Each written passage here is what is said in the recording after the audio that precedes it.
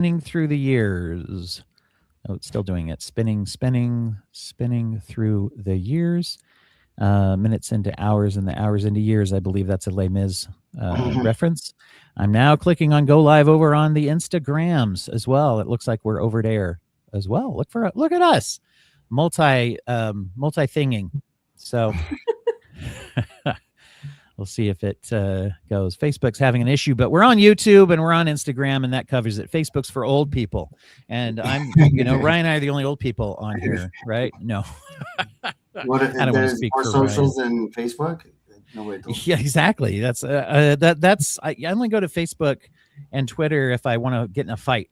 I just cruise, and speaking of talking about being healthy today, that you're having an unhealthy engagement with social media when you scroll and you're disappointed to see things you agree with. Anyway, that's like, come on, where's an asshole that I can pick on? So that's a good start. Welcome everybody. This is the Broken Brains live stream, our 5th annual live stream for International Overdose Awareness Day. And just coming in as we come in now, we're usually on here for 4 to 5 hours or 45 hours, depending which comes first. But today 2 hours is going to come first because we're doing it for 2 hours just due to some, I was going to say budgetary constraints, but that's not true. It's just personal stuff that cut into that. But we are here and we're doing this thing. So I'm joined today by my co-host, Izzy Turan. Hi, Izzy. Hi, howdy. Izzy of the host is several podcasts as well, has been on mine and I've been on hers as well. You are the host of, let's see, what is it? I was going to say Go Bodacious Dude. Why don't you say the name of it? It's Bodacious Dude. That's Bodacious Dude. Yeah, that's Bodacious Dude, 80 Radical Movies from the 80s, and also Hearsing Around, where I am one of 4 co-hosts where we speak of dead celebrities. I'm excited to see if you released. There's well, I should say I'm not excited about the deaths, but I am interested to hear about. We've had a little bit of so many deaths lately that have happened of some pretty interesting people that I'm looking forward to hearing your profile. You guys do a lot on that, and I will say too, you go deep when it comes to movies. I really enjoy your intros that you write and prepare and cultivate for that. So that's really for the 80s movies, yeah, they're really good and really deep as well, especially when I'm on, right? Anyway, also joined by Ryan Brown, a returning champion to this event. Has been, I think you've joined the last 2 years, if I'm not mistaken, if not more than that. I don't recall, but anyway, yeah, last year and the year before. And so, Ryan is you have your own kind of story. Why don't you tell people what you do now? You run a treatment program, but you can tell people what that is.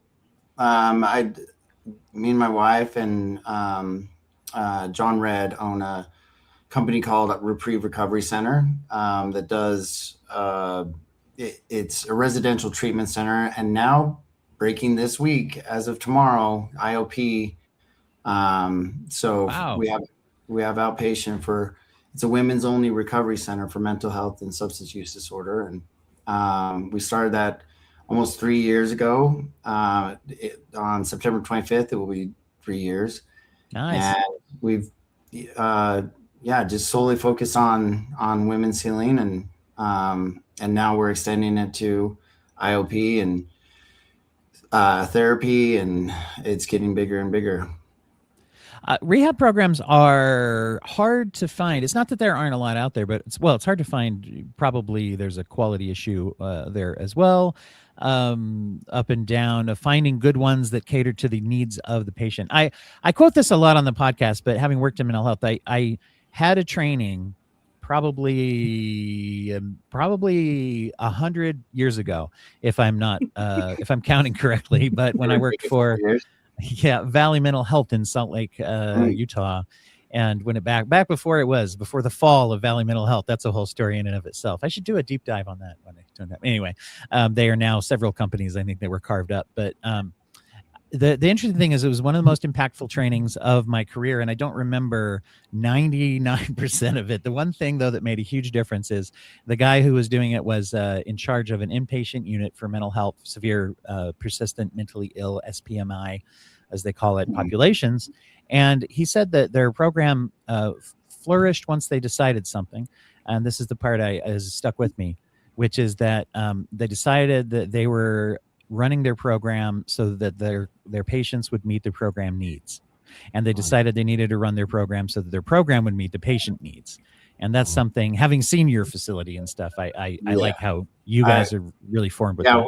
we I mean, it's so we own this, but the other company that I own helps me afford this. This is something of a passion project for me and my wife.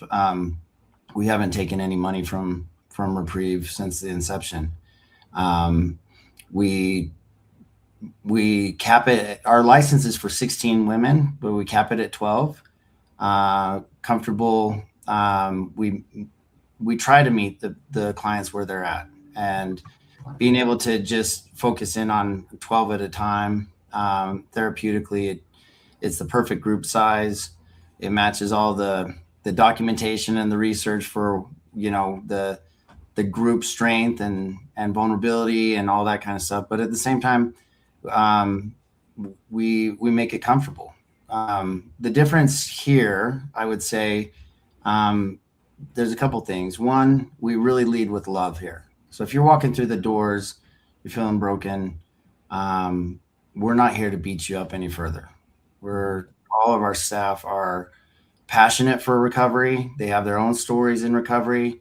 I do as well. My wife does as well. And so one of the things that we're really trying to do is lead with love. And the other part that's glaringly different is that it's a women's only. It's not co-ed. It's women being vulnerable with other women and supporting each other through it. I feel like a lot of programs are either men's programs or co-ed programs. At least that's what I've seen. Have you seen the same thing? I was just on another interview where they brought up the statistics of women's only programs, and it's appalling. There's for me as a guy, like, I had so many options, right? Yes. For a woman, especially with the kind of trauma that they're coming in to us with, putting them in a co-ed home would be hard. Yeah. I'm going to real quick just mention that we got Jason coming in, the Vern from, hey, how's it going? So welcome, Jason. Hello. Good to have you. I see people here. Hello, Dwight. Yes. Hello, we Izzy. are here. Yep. Hi. And let's see, Izzy. Hi, I don't know if you know Ryan. I don't think I do know Ryan. Hi, Ryan. Hi, Vern. Did you say the Vern? The Vern, yeah. Jason. The Vern, yeah. That's your podcast handle, right? Basically. I have, yes, the Vern. I don't know if you use it other places. Online, I do. People know me as Jason sometimes. Only the special people, I guess, know me as like Jason. Yes. There we go. See, I just said I just revealed your name to the whole whatever. Oh my gosh, my secret identity. No. You're Bruce Wayne to your Batman. Oh my gosh. Well, it's because I got glasses on. See, look at that. I got glasses off now. See. Oh my God! What? I know. Anyway, where did Jason go? Or where did those Bird are the go? special hypno glasses. There's a cut for anybody who's into DC. But so yeah, thanks for jumping on, Vern. We got Ryan was just telling us a little bit. He runs a program for it's inpatient, and then they just are starting intensive outpatient. And we were just talking about the availability or lack thereof for women's programs. And so you just got, Ryan, you were just saying that the statistics on the availability of women's programs were really low. Yeah. Whereas as a man, you could have jumped in lots of options out there. Yeah, lots of options for sure. Yeah, and like I said, either co-ed or men's only, but gender not necessarily women's. Yeah, gender specific is rare, for sure. I was wondering what kind of benefits do you see for, I could guess some of them obviously, but having a safe treatment space that's women's only? The level of vulnerability, the empowerment of women healing with women, not being distracted by how their answers or how their trauma is going to be perceived by the opposite gender. You see a sisterhood that the bonds here are much healthier bonds versus like, trauma bonding, for example, with male and female. We know that happens, and we wanted to make a place for women to just be like, hey, I'm here for myself. I'm not here to create a new relationship. And you do see a lot of cross with that too. I can only imagine with addiction is so tied with trauma that and a lot of, I don't think I'm being crazy out there if I say a lot of traumatic experiences that women have do relate to interactions with men. So only a lot of about that only about 99.99% of the right, exactly. Yeah. Right. So, well, no, it's good that it's out there. It's really great. One of the focus that we're having this year is on health. I think I put it out there as health. What is it? Because that's a fun, engaging, whimsical way to engage with the topic of health. But I wanted to get everybody, while you guys are on here talking about it, I know that I personally, knowing everybody, on here is a big advocate of all forms of health. And when we talk about health and health management, that is one of the major things that comes into addiction, which, being healthy prevents overdose in all sorts of ways. And we kind of want to do that. Chris Revel's joining us too today, as well. Hi, Chris. So Chris. Hey, Vern. Hey, Good to see you, man. good to see you too, buddy. Welcome. Vern, I don't know if you know Izzy. I feel like we might have met A little somewhere bit. online. You've been in the same family of guessing things on reels and stuff, but Yes, yeah.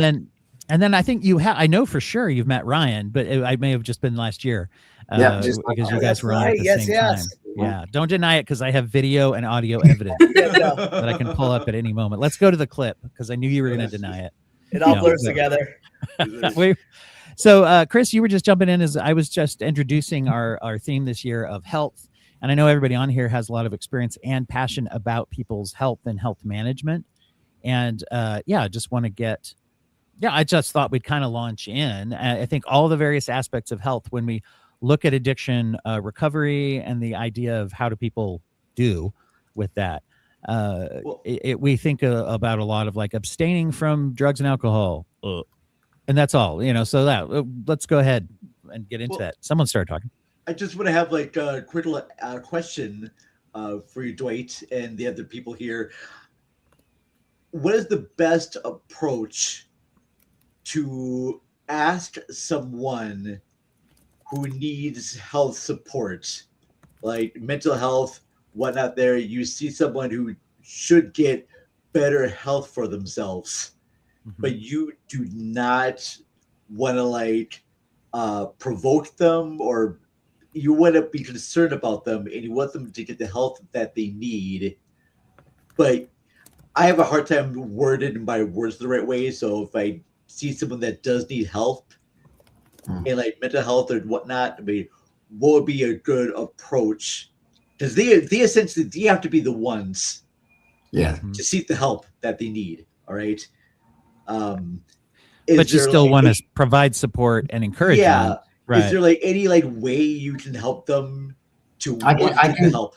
I can tell you how I do it. Okay. Because I besides Reprieve, I still have my personal recovery, and I work with other guys in AA, for example, that I think the biggest thing as I talk to people, I start asking them questions about, in my terms, consequences. Are they noticing these consequences? I don't use that word with them. I'm like, so how's your home life? How's your marriage? How's your kids? How's your work going? And if it's all bad, being able to give awareness to those consequences, the common denominator in all those situations seem to be that person, right? So I don't tell them, like, it's obvious they need help, right? But nobody wants to trigger them, make them upset, make you feel like, you're holier than they are, type of thing. But if you start asking questions and like, hey, what's your relationship with your wife? What's your relationship with your kids? They start playing the tape in their head, as to, oh, it is getting worse. Like it's not getting better. And what are you doing for that? Like what action steps are you taking? Because I have this saying that we can't think ourselves into better behavior. We have to behave ourselves into better thinking. Okay. And so being able to do something actionable, some actionable action to improve that, right? So if I have a bad relationship with my wife, what steps am I doing differently today that I didn't do yesterday? Right? And so having just an awareness for most people, I would say most people, when they replay the tape in their head and they're like, oh, they can come to a common denominator of like, things are not going well. And then like, how can I help? That's usually the track that I use is, how can I help? It seems hard. How can I help? And you'll probably get more sob stories and victimhood stories and my life's so hard, I'm picked on, that type of thing. But it's like, what are you doing for your own health? What are you doing actionably to take care of yourself? And my wife and I, we help couples. We help. She runs a codependency anonymous group on her own, and one of those things that she talks about is self-care. And self-care, talking about Facebook junior therapists, self-care looks like going out and partying and like I'm self-care, like these things that are actually not self-care. Hashtag ice latte. Right? Have you seen this? You know what I'm talking about? Or okay, so things like what are you doing practicing mindfulness? What are some things, and that's a therapeutic term, so I'll break that down. What are you doing? So we break it down this way. We say you should do 6 S's every day. And those 6 S's are something I'm stoked for. So I wake up in the morning and I go, what am I stoked about today? And on my stoked list was doing this podcast. I'm stoked to do this, right? I like that stoked list. That's cool. Yeah, sleep. Sleep is super important. Most people don't recognize that their sleep has gotten to a bad pattern. And getting regular sleep matters, right? Most of us are like trying to fit 48 hours into 24 hours. It's the culture that we come up with. And we start shaming ourselves for a 15-minute power nap. I should be doing this and not taking a nap, right? So sleep is super important. The next one is snuggles. Hugging something, feeling something that's alive. So people are like, well, I don't have a significant other. I don't have a boyfriend. I don't have a girlfriend. I'm like, well, okay, do you have kids? Do you have a dog? Do you have a friend that you can just give a hug to in that day? Mm-hmm. So let's see, stoke, sleep, snuggles, sweat, big one. What am I doing actively, right, to move my body and to kind of move some of that energy that stores up? Even just taking a walk is sweat, considered sweat. Sunlight, sunshine is a huge one as well. Vitamin D, getting out into the sunshine, and that goes to spirituality. That's where I get a lot of my spirituality, is being out in the daytime and taking a look around and noticing like what my creator has made for me. That's how I put it, right? And then we added this. This wasn't part of the 5 S's or part of the 6 S's, but support. Who am I reaching out to on a daily basis, right? So if I'm struggling, I know I can call Dwight, and I know that even if he doesn't answer, I have so many people in my chain of people to call that will give me healthy, accountable support, that won't buy off on my bullshit and be like, oh yeah, you know what you should do? Just go drink. You should like come out to the bar with me and just get hammered with me. And then things will go away, right? Dwight will be like, hey, what are you doing for yourself, man? Right? The accountability piece is so important. So we call them 6 S's because it happens to sound just like it is, successes. And Yeah, I thought I noticed when you're saying that, it makes it kind it always makes it easier to remember with the thing. Yeah, successes. I like the snuggle part. Yeah. Can that be with like random strangers with their consent? Yeah, in fact, it seems to happen to us all the time. Sarah and I just got back from Vegas. We went to a 49ers game, big 49ers fans, sitting by the pool. Could tell that there was some tension, energy next to us, and Sarah happened to just talk to the lady, and she's just like, I'm going through it, and drugs and alcohol wasn't necessarily the problem. She wasn't abusing it, but you could tell her mental health was shot. And Sure. Sarah just like mentioned to her, like, this is what I do. This is what I do for myself, and I get this beautiful relationship with my husband because of it, and my kids actually like want to come home and be around me. So, yeah, I like that. It's and you guys were able to locate the one person in Vegas who was having some issues as well.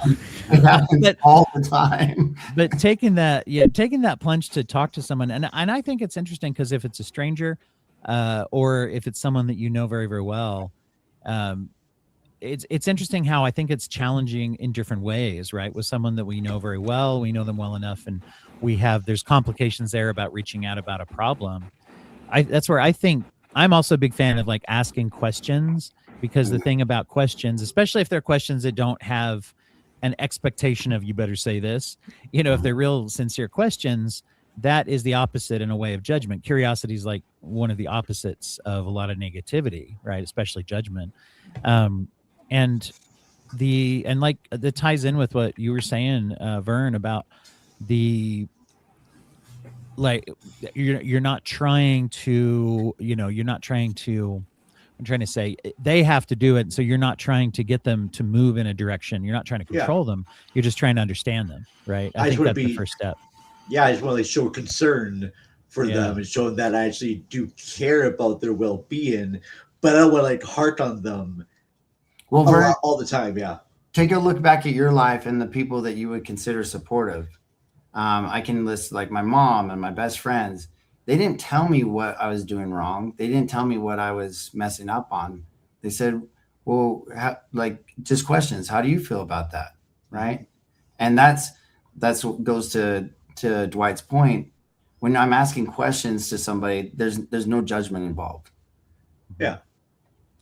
And I think that when people, for me also, there is work that you put into helping someone, and the conversation or conversations you might have to try to help somebody, in my opinion, that is going on even when you're not having that conversation. And what I mean by that is, it's like, do they know that you care about them? And do you talk in general? They say, in fact, one of the tips I read about a long time ago about how to talk to your kids about difficult things, how to have like the birds and bees discussion, how to talk with them about addiction or bullying or anything that they're going through that's hard. It starts by every time you talk to them at all, like even about things that aren't that important. It's like, how are you as a friend, as a support, if it's that, or as a parent? Am I someone who's going to be like freaking out, or am I someone who's going to be just listening? And that love and understanding and curiosity that we show just about things that aren't important, or are important but not this. I think that actually ties in. That's my thought. What are I'm gonna kick it out to to some of you guys too, Chris and Izzy. Your thoughts about that, helping people who are needing help. It's hard though. I mean, I think we, obviously we talk about the fact that it's not easy either. So. Yeah, it's hard because especially I've been a person who needed help and I didn't want to listen because I was incredibly stubborn. So, This guy. I definitely look back at all the people who were clearly there and like, hey, maybe you shouldn't like do this, or have you thought about this? But then there are the people who were like, I don't want to deal with this anymore and are just no longer in my life, which more power to them, because you get tired of watching people just continually like make the same mistake over and over again and then crying about it. Yeah. Like In my particular case, obviously everyone. Well, Yeah. Situations. I would agree with Izzy because mine is very much the same. I lost a lot of friends because being a victim, like allowing that persona, that ego, that identity to be the victim is so draining on people. So draining. It's just an energy suck in the room, and go to social atmospheres and people are like, I'm gonna hear about this. I'm gonna hear about his wife again. I'm gonna hear about how his job sucks the worst. And I was just in that victimhood mentality, and it just sucks the energy out of the room. sure. I couldn't agree more. I know. I mean, I know it's very important to help people, but I think over the years I've had to learn too. It's like willing to help, but also having like my exit. If it at some point you have to, I don't know. I don't like to say walk away, but I guess sit on the sideline and kind of wait for them to figure it out. So I had to kind of always assess my energy. Like when I used to work in mental health, we'd always say like you have to complain up. So like we always say like you can't go complain about your mortgage to someone who's renting. So I have to make sure I'm in a place where actually I can help, because that's always sometimes, because I'm sure everyone's been there. Like I definitely have not been in the place where I can help. I definitely try and probably make things a little bit worse. So it's hard. It's crazy how much of it is like kind of internal first before I could actually do anything to help. I think taking a shot, though, like you say, taking a shot at helping is better than not. I think everybody, people will find that too. If you're going through grief, or you're going through loss or sadness or hurt, and someone tries, I think that's always like, not every single human on the world, but I think most of us, it's like, hey, you tried, you actually said an awkward thing and it was awkward, and you maybe, and we walk away sometimes and that was awkward, and they can't, maybe they didn't even have a great reaction, but at least somebody cared, right? I think that taking a step is good.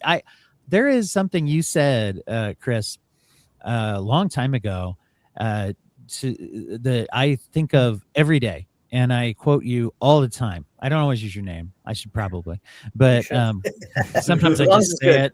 Sometimes I like to say it, just pretend. It makes my clients feel better if they think I'm wise. But anyway, you said a long time ago, we were talking, just texting, I think, and you said action is a form of self-care. You were talking about getting involved in something, and I like I said, I quote that probably every day, and the days I don't, I'm it's on my mind all the time. Thank you. So maybe you can talk more about it, because it was your thought. Yeah, I remember that conversation. You've been kind of say that before, but I think about that a lot too, because I think that particular moment, I think we're probably responding. I think it's like when things kind of are outside of your control. Like I think if I'm being honest, I think this was probably 2016. I'm sure. I think it was after a certain political event. Yeah, and you were talking about some community involvement. Yeah. Yes, everyone has different views, which is absolutely fine. You can think what you want, but I felt like just screaming into the void on the internet was not working for me at all. So like, like instead of like just complaining online, I just like started doing this thing. I was like, if I have strong thoughts or opinions on this particular issue, I'm gonna. I found this tool called ResistBot, and I'm gonna text my congressman, and then I kind of started we started applying that everywhere. It's like I could be stressed out about the situation, but like if I could do something that actually is an action that can make a change, then like when I would do that, I would just not talk about it with anyone else instead of just trying to find someone to argue with on the internet or in my normal life. It's just like let me tell the person that actually matters to. And then kind of apply that to everything. It's just like when you get stressed out and feel out of control, it's taking an action that actually can do something, whether it's politics or anything. It just gets rid of the stressors. It's like, all right, I'm doing what I can. I'm doing something, and it could be small. Even like you were saying, it's like just taking a walk. Like I'm stressed out because I'm not moving enough. It's like, all right, I can still move my body now. So, let's use it while we have it. You'd be amazed how much. That's like a daily mantra I'm going to use from now on, Chris. That is absolutely just great. I love that. You'd be amazed at how many people I just tell them to breathe. Just breathe. Yes. Oh my God. It's like the most basic thing. I mean, and I'll kind of trick them. I'm like, hey, have you ever heard of the 4-7-8 breathing technique? And they're like, what's that? 4 seconds, hold for 7, let out over 8. And for so many people that get heightened and amped so quickly, that simple breathing all of a sudden their blood pressure goes down. They're out of fight and flight mode. They kind of release, and just like then it's getting into the frontal cortex where they've been operating in the midbrain for so long. The I need something like that because I have situations where the smallest things will upset me. Like I have this deal where I have to have everything going in a particular way, like a particular like schedule. And if things disrupt that, I get upset to the point where I want to begin like hitting myself and hurting myself or doing some damage. So finding ways to like calm myself down is always a great thing to hear. So thank you for that. Yeah. It's it's interesting to see too in the therapy space how breath work. There's a lot of trainings about this, and there's a lot of people who are even just breath, like a lot of meditation experts or in yoga and things too. They're doing so not just among therapists, but also among lots of people doing breath work. Samantha Skelly has been a guest on my show, and she specializes kind of in teaching clinicians and providers as well as individuals to do that. And it's kind of taken off. I always think it's fun when you see these things start to creep into popular media, just like how DBT was mentioned in the show She-Hulk, for example. But in the recent Marvel show Power Man, if anyone saw that, it's good. But I like both those shows. But anyway, it doesn't matter. But there's a scene where they're just talking about stress, and Ben Kingsley, it's not the character's name, but Ben Kingsley, the actor, his character tells this protagonist, he's like, well, try box breathing. And he makes a little square, which is this like 4 seconds, box breathing is another technique. It's 4, 4, 4, 4. You breathe in, hold it, breathe out, hold it. And you repeat that. And he talks this superhero guy through box breathing. And I was like, wow, so you know that people are discovering that simple things like sleep, breathing, things like that are things that you're right. We don't do them. We don't value them, really. It's a part of health management. It's almost one of those things where it's too easy. Tell me, like, I need to go get a medication. I need to go, see the psychiatrist and like, I need to do something because it's serious. Like I've got a real problem. But these little actions, like literally breathing for the first time. I can't tell you how many times that we have an intake at Reprieve, and they're coming in, and their heart, you can almost see it through their chest, just going, right? Oh, And geez. like, hey, how you feeling? I'm feeling anxious. I'm feeling like defeated. Cool. I'm with you. Can we just breathe for a second? We'll take them outside. Take a deep breath, and they'll be like, and then eventually it gets to like this actual deep breath where they can release, and all those nerves and everything just seem to melt away. That's just breathing, right? Yeah. Let alone all these other things that we can be doing for ourselves during the day to take care for ourselves. Mm-hmm. And I think even just some of it is taking the attention away. Anxiety and panic and things, they require a lot of attention and imagination. And if you can distract yourself, that's why I think obviously breathing has a lot of physiological benefits too. But I think part of it is just it kind of, if someone tells you like, clear your mind, it's like, okay, that didn't work. Now it's not. As soon as you said that, I'm thinking about, are they going to make a season 2 of Power Man? But or whatever I'm panicked about. No, they didn't. But they were gonna, but they didn't. Okay. Let's talk about that. No, but we'll talk about that later. But I think just the distraction piece of at least some of my attention's taken up by that too. I'm interested, when we talk about the self-care, there's that concept, as you mentioned, Ryan, there's the go out and just, have fun, even recklessly. And then there's just the, the bubble bath or just having a good time kind of thing, which can be a form of self-care as well. And then you talk about like, though, work on ourselves getting healthy is also, of course, a form of self-care. I know, I just went and had a checkup with the doctor that I don't think of doing. I had to push myself to do it. And that's a form of self-care, obviously, too. 100%. Yeah. So I have a friend who just became like sober not too long ago. He used to drink heavily. and just really cut down on drinking. But they have a lot of like anxiety sometimes, and I'll see posts on like Facebook saying that, hey, I'm not doing too good. I'm having a little anxiety going on. Can someone come over? So I have someone to talk to. Now, I can't always go over to their house a lot of times because of work and what other things.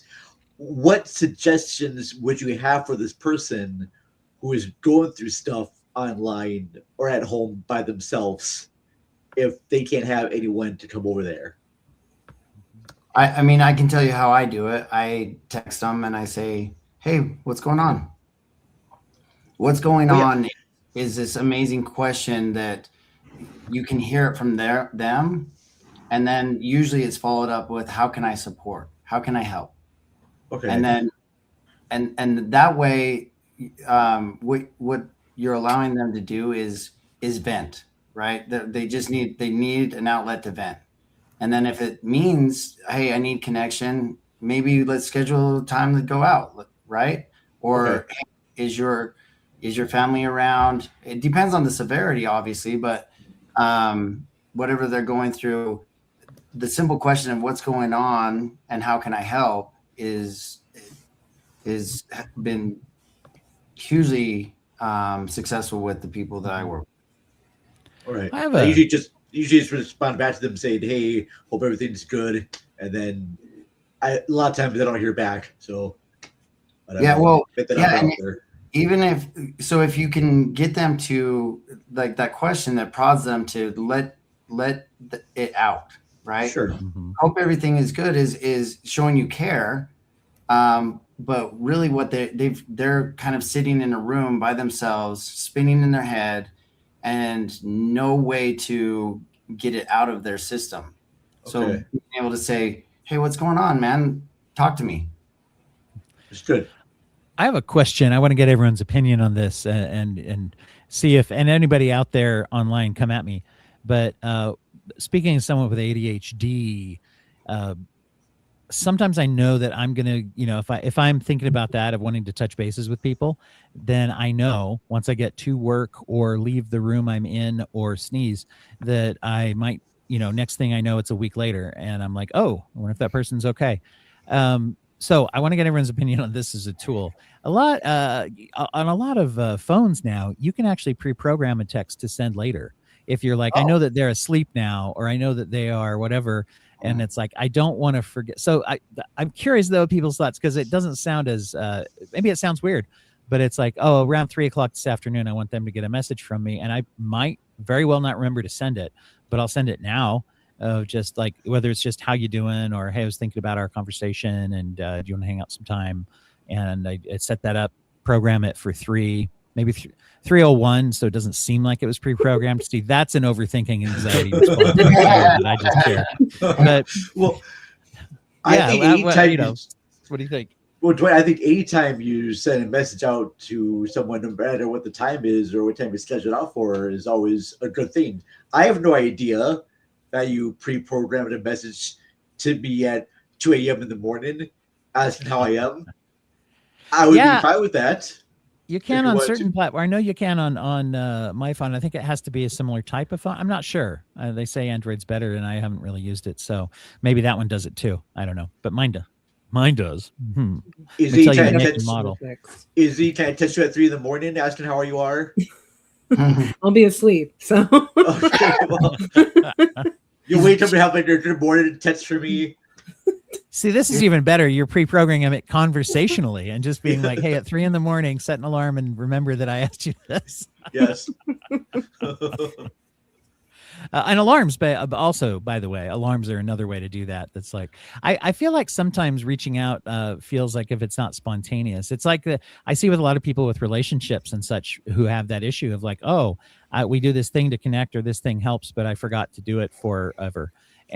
Or whatever. And so if I don't set an alarm, then I might not. And is that something that, people might say it doesn't sound very romantic, or it doesn't sound very spontaneous, but it's like, is it any less sincere if it means I'll do it?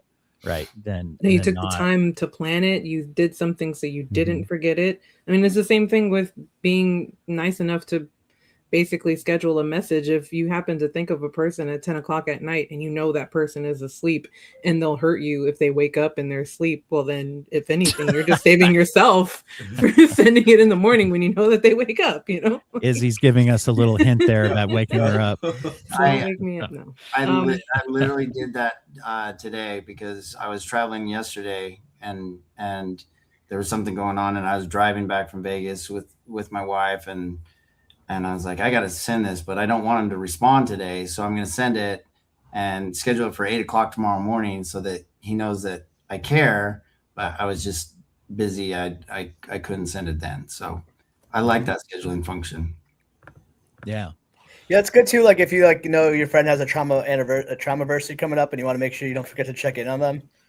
Mm-hmm. Like I don't know how far I didn't know that exists because I do that with email all the time because like I work in sales, so like I know no one's gonna respond on a Friday. But I just looked at my phone as you said that. I was like, "Ooh, this is helpful." Yeah. It's that little. It's that little. Like Yeah. Hit sometimes the you little think of it like plus. the night before, but you're like, you It's just too I don't late. know. Yeah. And that now I'm gonna look like a better friend. Can I ask you something, Chris? The whole thing with traumaversary, I'm not really quite familiar with this concept. Is it healthy to remind people of like past traumas? I mean, I'm coming at this with someone that does not have any knowledge of this. Yeah. I'm trying to understand. We always use it as the word, like usually like the day, like the perfect example. My friend, one of my really good friends from home, his dad passed away last August. Okay. And like, so I just know that time of August is going to be a hard time for you, like holidays and stuff. It's Sure.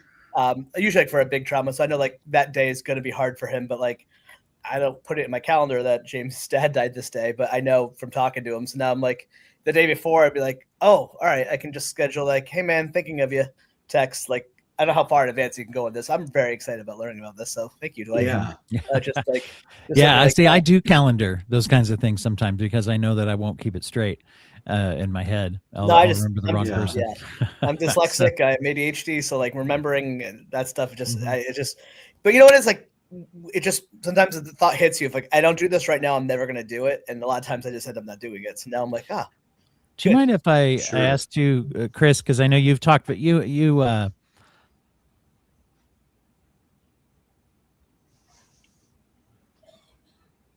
Oh no. Dwight just froze, Wait, right? different. oh no, how about now? Oh my gosh. We had, Okay. we had a little StreamYard jump there. That was I was like, was it me or was it him? What's happening? I felt like I was lost in like the Twilight Zone for a second there. It was a very like this new version of Black Mirror is out now. And It's called Stream. It's StreamYard has a delay. That'd be a good Black Mirror. I bet they could make that into a thing. I think we crossed the streams here in StreamYard, but no. But I was going to ask Chris if I'm not being intrusive on it. Do you guys in your family, you and your wife, do you welcome that kind of attention around Traumaverse for those who know when stuff went down in your guys' lives? No, actually not really. Yeah. Usually I just want to be away from everyone. Yeah. I was just curious. Yeah. How you like it or how people reach out to you and which ways are more helpful than others. Yeah. I don't really know anymore. It's been so long. I don't really think we do anything anymore for it. Yeah. But sometimes that's part of it too, is letting go. Right. Yeah. Like obviously you're aware of like there's certain things happening, but like, oh yeah, it's like the afterthought at a certain point. And I think, isn't that what they say too about loss, like grief and loss, it hopefully becomes part of your life at some point. Instead of just, it's a part that's there. It's on the shelf with everything else. It's not the main thing all the time. Yeah. Like I couldn't tell you the day that like my grandparents passed. Like, I mean, it was, horrible, but like, I have to like stop and think what month it was at this point. I mean, it was years ago. It's been years. So it still has an effect, but like, I couldn't tell you it was like this day, this time anymore, which is good. Right. Like, so carrying with you. When I hear stuff like that, that shows healing. That means that, like you said, Dwight, the letting go isn't a matter of like pushing it to the side and never dealing with it. Letting go means like we can face it, we can work through it and know that that's not who we have to become or react to, you know. As I love that, Chris, that you're literally saying what we hope for people that have dealt with trauma, like Mhm. to be able to say, I don't remember the date, that signifies healing to me. Yeah. Like when my friend Mike passed away at a very young age, he passed away when he was like in his early 30s. Oh, I'm And sorry. I remember the first several years we would meet up every year on his birthday at a Mystic Lake buffet and celebrate his birthday. And then we also remember the day he died. Like each year, we all get together. And then as the years progressed, those times became like less and less. And I think we were just all were able to accept and move on. We have never forgotten about him, Mhm. but Yeah. we didn't always need to like always get together every time. Now we did together for other events. We got together for one of my good friends. His daughter just had a high school graduation, so we got together for that and other events as well. We became still this core group of people, and they are like my other support group besides like my family. And you guys here right now too. You all have my support groups as well, and I'll reach out to each of you with any problems and whatnot because I love you all. Well, and I think that's a Well, yeah. misnomer that you spoke to. Like, just because you didn't celebrate it doesn't mean that you forgot about it, right? Yeah. Like you can remember how that person touched your life. You can appreciate that. You're able to recognize that, you know, you miss them, but at the same time, acceptance and that level of healing. Yeah, because I just see the opposite of that so much. We have one woman in our treatment center that's graduating today, actually, and she just barely talked. She just barely talked about all these trauma events that happened in her life. She knew the date when she checked in, and now to be like, hey, that was in the past, and that wasn't serving me, and now I get to move on and create. She's an artist, so she's like, I have a blank canvas right in front of me for my future. I love that. Yeah, when you bury something, I think with it's interesting. The difference is how when you kind of bury or distract or try to escape from something, it can just fester, right? And you're just like kind of avoiding or delaying or hiding from the hurt. I think when you process and you heal, you can tell because it doesn't ever. I mean, there are certain things that they don't necessarily ever stop hurting, especially if we pay attention to them, but or have a reason to think about them in particular. But they may not hurt so often, if that makes sense. It still is there. There's still maybe pain associated with it, but it's like it's not as acute or urgent. You know, that's how I look at it too. Yeah. And I love you too, Vern. By the way. Thank you. Appreciate that. But it's like I had a friend that every year when his dad passed away, he just wanted to get just super drunk. And he wanted to have friends come out and visit him and just have like several beers because he just did not want to think about his dad who just like passed away. And it wasn't until like the years prior or a couple of years prior that he's just stopped doing that because he realized that, hey, my dad's always to be part of my life, and I don't need to do these things to myself to prove my love to my dad or show that I care for him. And I think it worked best when we just had friends of mine and me just text him and be like, "Hey, hope you're doing okay," and let's go ahead and grab like your coffee. And I don't mind having. I think I told him one time, like, look, I'll come out and have like a beer with you, like, but just a beer. All right, I'm not coming out there to get drunk and to have all these things, but I want to be there for you, and I will come out to your place and have like just a beer.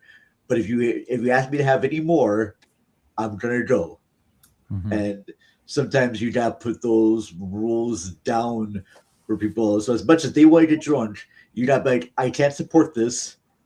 All right, you Yeah. can have your own choice of this, but I But you gotta support go. him. That's the Yes. difference. Yeah. I like finding a way to do that. I think compromise around things.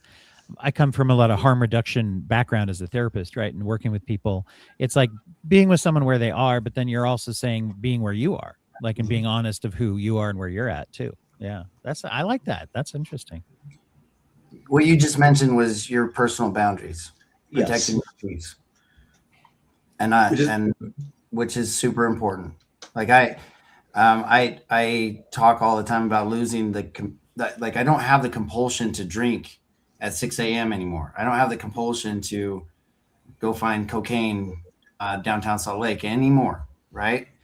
But that doesn't mean that I can just laissez-faire go to any place, anytime, anywhere, and expect that like that feeling might not come back. I have to really check in with my motives.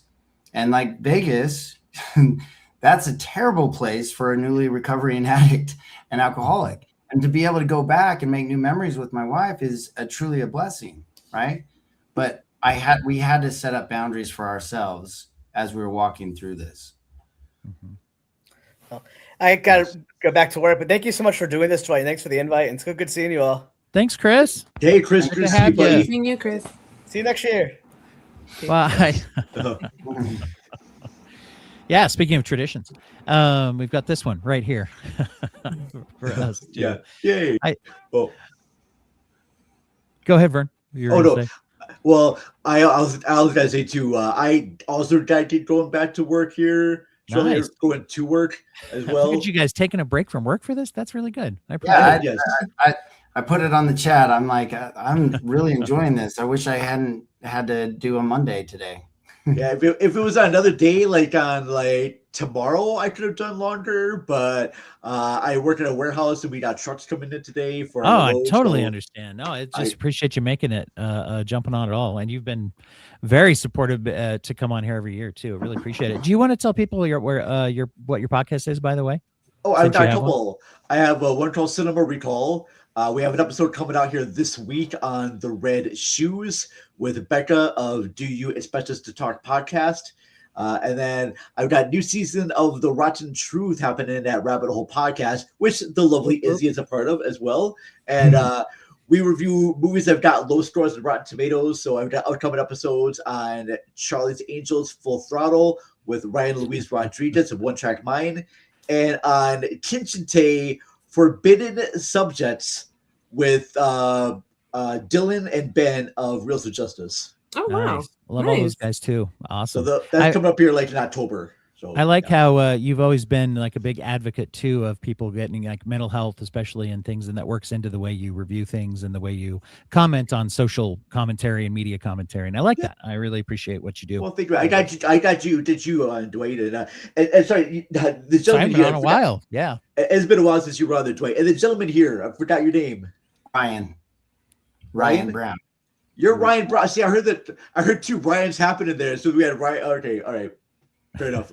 A lot of Ryans around. A lot of Ryans. Yeah, actually, there were 4 Ryan Browns in my junior high. Oh, really? Oh, wow. And we've got them all on the call. Let me bring them in. Hang on. Yeah. This is your life segment. Oh my gosh. Well, thank you, Vern. Well, thanks so much, everybody. Yeah. Have a good day. Thanks, Vern. Love you. Guys. Love you. Later. Bye. I wanted to. Oh, did we lose Ryan as well? Well, he said he was going to be leaving. Oh, did he say he was? Oh, Yeah. Bye, Ryan. Sorry, I didn't realize. Love you too, Ryan. Hope you catch this. I'll have to message him later. I didn't notice that he said that. Well, let's see. There's you're also one of the things that you're good at with health management too. Is I feel like you're very good at community building groups, friends, and things like that. At least that's my impression of you. Really? Oh, that's a nice impression because I don't feel that way about myself. Well, I know you're big into your family community of your family. It seems like you're often doing stuff. I guess so. Yeah. Like it's a big family, so it's hard not to have community with that. Yesterday, somebody though was like, "Oh, you helped so well with this baby shower and doing the games for your cousin, and who, are you going to give me a discount to help with my, events?" And I'm like, I don't even know you. Well, that's what I'm talking about, though. I wonder, do you feel like maybe are you one of those people who people reach out to you? I think people feel good and safe around you, and you do a lot to, I don't know, just to welcome people in. That's well, I think people discover that about you. And so, I guess I've 'cause just I seen, don't. I know what it feels like to walk into a place and not feel welcome. yeah. Or often I just walk into a place and just always feel awkward. So I can make things a little bit easier. Sometimes I'm aggressive, but I try to be it in a nicer way. It's just more of like, I don't care. Here you go. Yeah, I wouldn't describe you as aggressive. I mean, I guess aggressively nice. Maybe that would be right. Aggressively nice. Yeah. You're mentioning empathy then, being where people are, wanting to help people. I think that's I think that's a part of our own health management that we don't think about sometimes. Do we have like an empathy and understanding, or do we use because you kind of talked about that discomfort feeling and using, that's prompted you to make people feel comfortable then. Yeah, and I think definitely podcasting has just helped because you have to force yourself to message people and be like, "Hi, Right. do you want to be a guest on my podcast?" Especially since my podcast is very much guest based, which is yours is too, very much. Yeah. So you have, especially you're interviewing like directors and authors and just all kinds of variety of people. And I mean, you have so many guests, and the idea of handling that many guests is like, that's scary. I rotate like the first, like the 12 people often. Like, it's growing. So I try to add at least one or two people every pretty good list of people, I think. But I started doing like podcasting basically for a similar reason to you're saying. When you want to like, when you see something that's interesting and you're like, wow, I'd love to talk to the person, either the creator of that, or in my case, like also people who are doing like research or treatment things, or people who've written cool, like who've written books and things like that. It's like, well, I feel like if I email them or find their contact information or call their publicist or whatever and just say, hey, I'm just a guy, I just wanted to say hi, just talk to you. It's like, oh, okay. Is this a fan? Is this a stalker? Is this a person?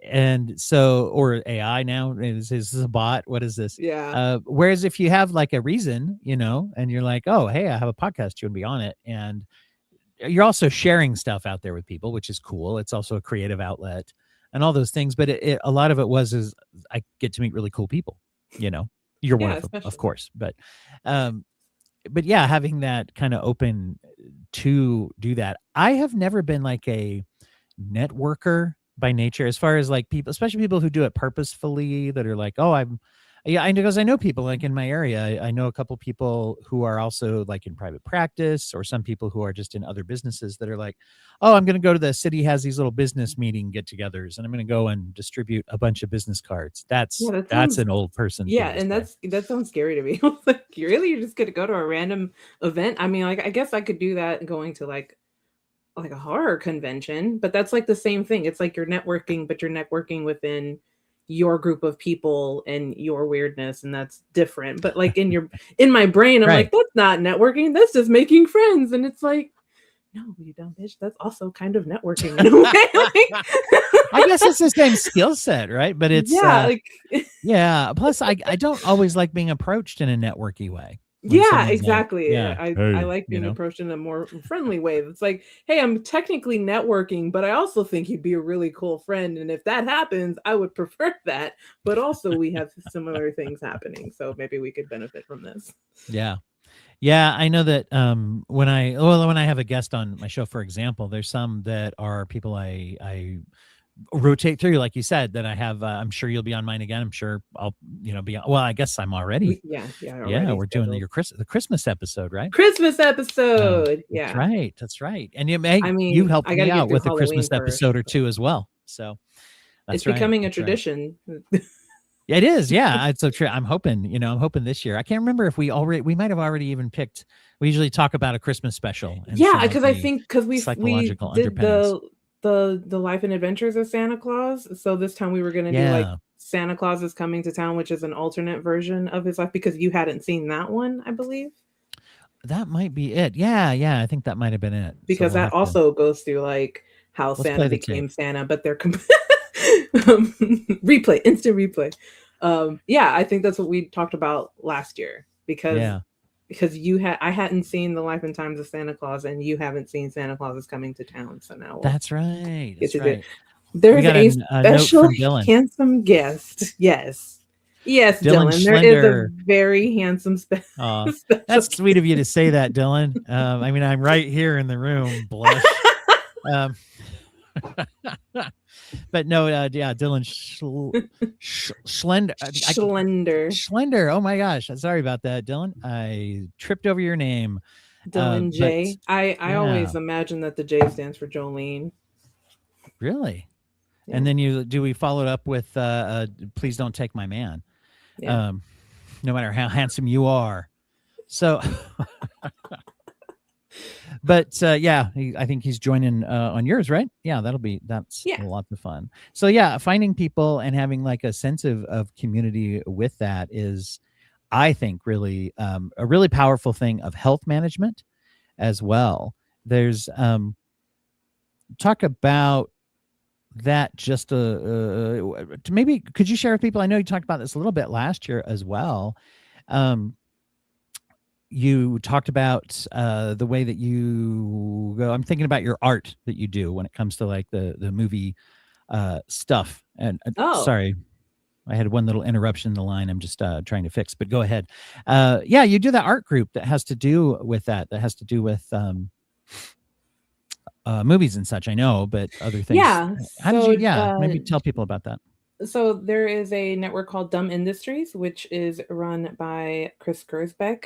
And he has a lot of shows throughout the week that run on Twitch. And Mary Jo Peel show is one of the ones that I love tuning into. There's like a monthly like random movie watch that they all go on. And weekly they have all kinds of things. Like they play video games. And on Wednesdays there's like a clubhouse where one of their other hosts, Emmy, makes or like kind of host a weird movie on Wednesdays, and Thursdays they watch random shows, a bunch of different things. But one of the things that they do is they have Jackie Naaman Jones, who was on Manos Hands of Fate, do painting classes because she's a painting. So every other week they have a regular painting class and one related to movies. So that's always fun. That's nice. Dylan, you just dropped in the hey, as well. Can you hear me? I have a brand new microphone, so I'm not sure how I sound. It's coming through good. Yeah, it's got that new microphone sound. Ah, nice. It still has that new microphone smell too. So like being right in front of it, this is really nice.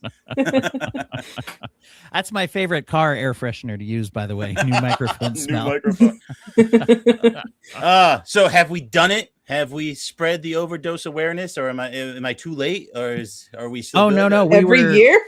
Yeah, there was a Dylan shaped hole in our awareness spreading. Oh, very so good. you are now here to plug it up.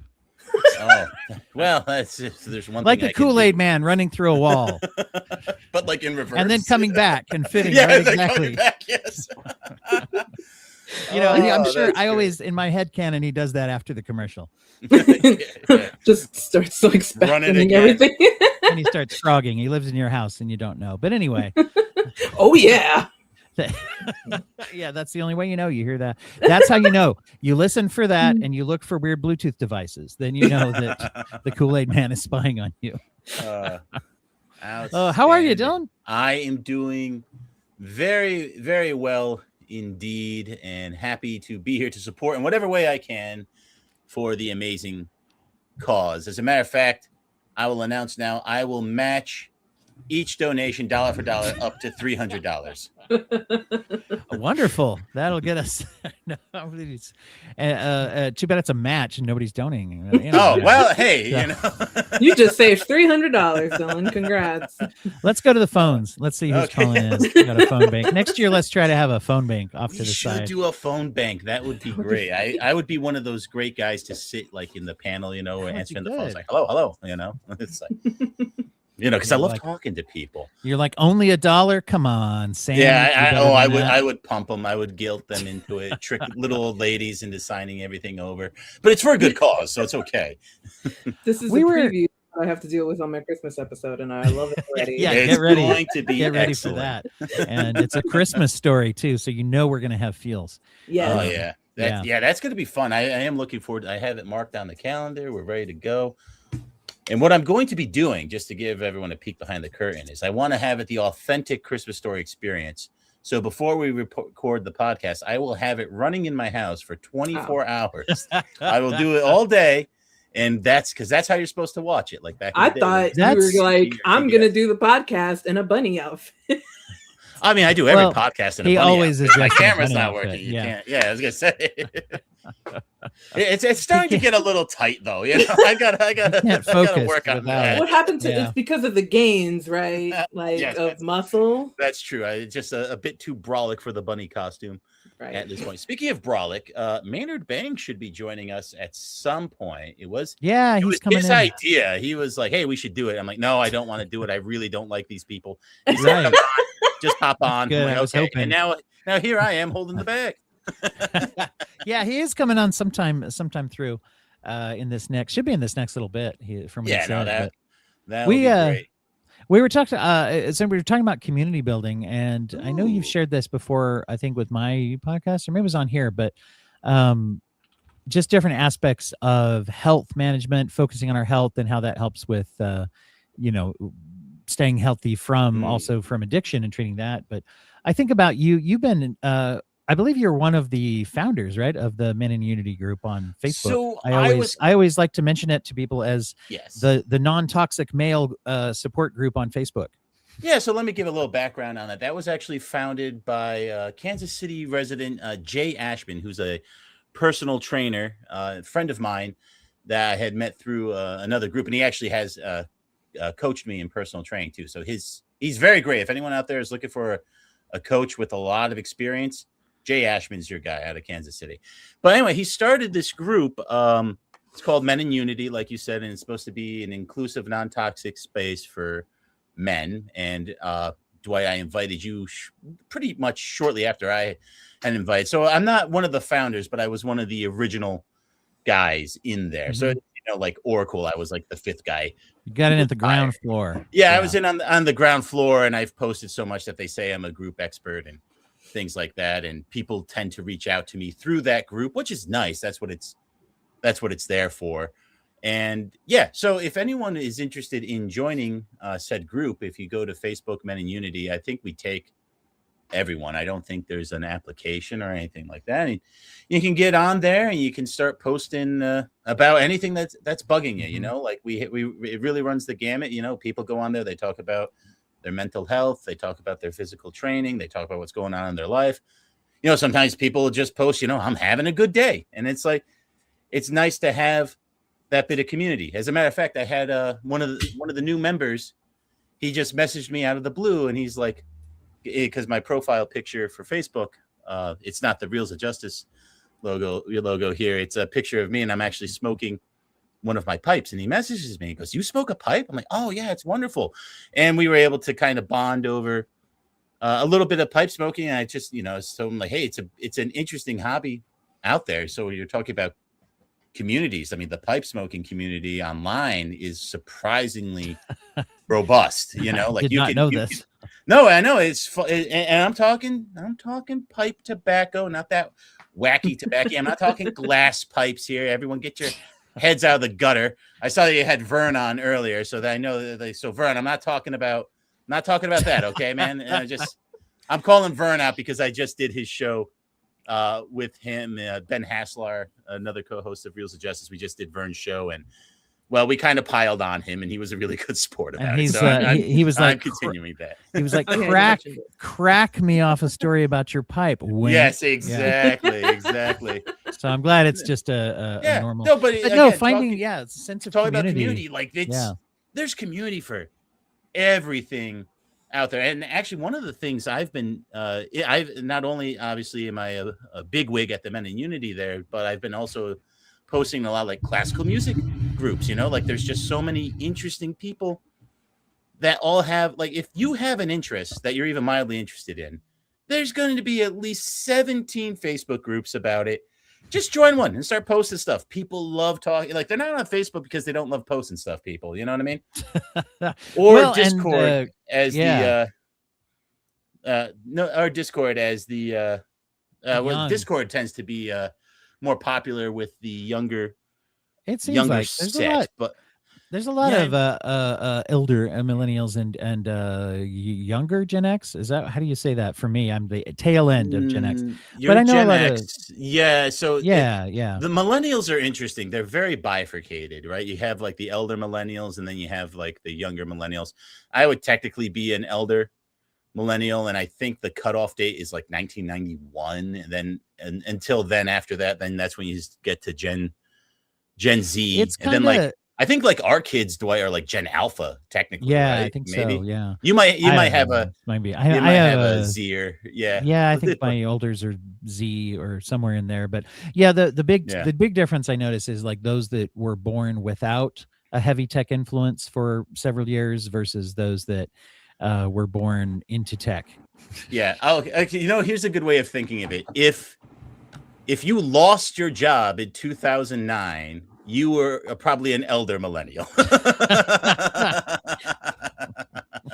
That's probably like if the Great Recession actually affected your pocketbook, you're probably an elder millennial. Well, I mean, yeah. So I how did we get on this subject? well, we were talking about how Discord is That always also a happens. community Yeah. place. Yeah, and No, neither of us know how to use it. No, well, Dylan do and know I how should say, Izzy, I'm sure you're all over that. No, actually, Oh, Discord, I'm on it. Yeah. I'm on Discord. see. I've recently removed myself from a lot of Discord groups because I've just I mean, everyone does this. I was classic on my phone too much, and I just started having to chop away. Like, okay, what are the things that are distracting Like me? this is And vaguely interesting. Join. yeah, exactly. So Yeah. a few of those groups too, I was very well regarded in too, and that's just how you're spending too much time in them. So Yeah, we So get it. I You're an just- instrumental member of I'm every sure all room the you Discord occupy. kittens are very sad about you leaving. Oh, it's okay. So, I mean, I try to keep most of my social media interactions to like the desktop, right? So, like, if I'm actually logged into the big physical computer, and it's like as opposed to just being on the phone. You have to do it all the purposefully. time.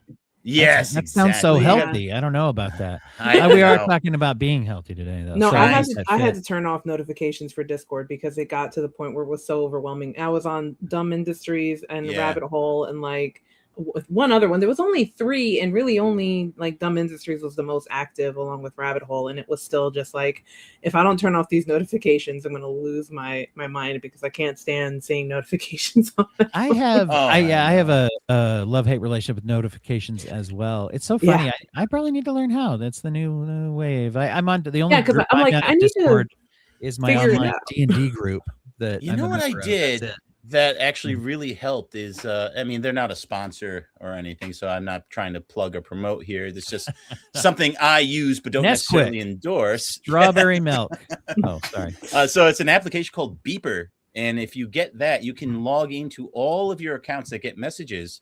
So not only do I get all the messages meant for me sent to Beeper, I also get all the messages meant for Reels sent to Beeper. So it's just one place, one notification, and updates accordingly. And it's like a set it and forget it kind of thing. So instead of having Instagram or Twitter on the phone, because that's where they'll kill you because you can just infinite scroll.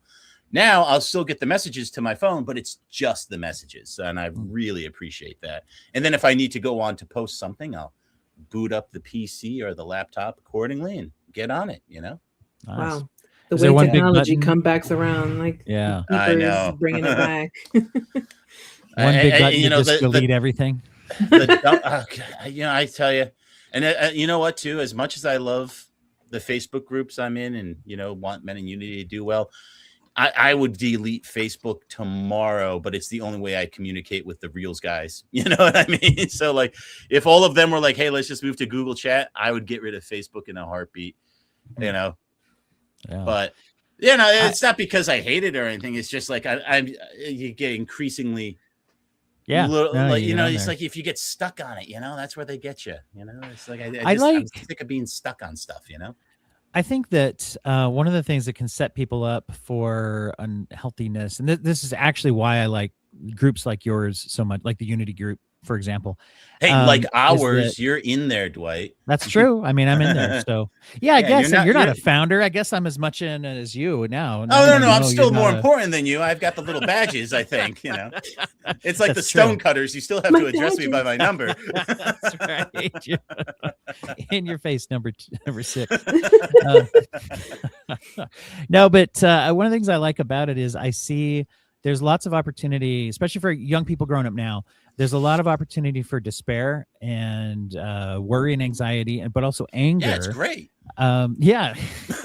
There's all kinds. I'm sorry, your Yeah. inflection was so wrong for that, Dwight. It's like here's some You good can news. There's so much easily- you despair can out find- there. And it's way easier to find than a nice healthy group like Yeah. Unity.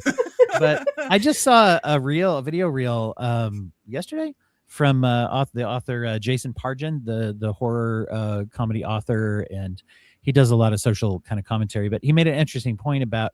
He said if you go back and look for movies that were predictors of the future, we usually think about tech, but he highlighted Fight Club and said how Fight Club, great movie, whatever, but he said that it's great and predictive, but not in the way that some of its fans think.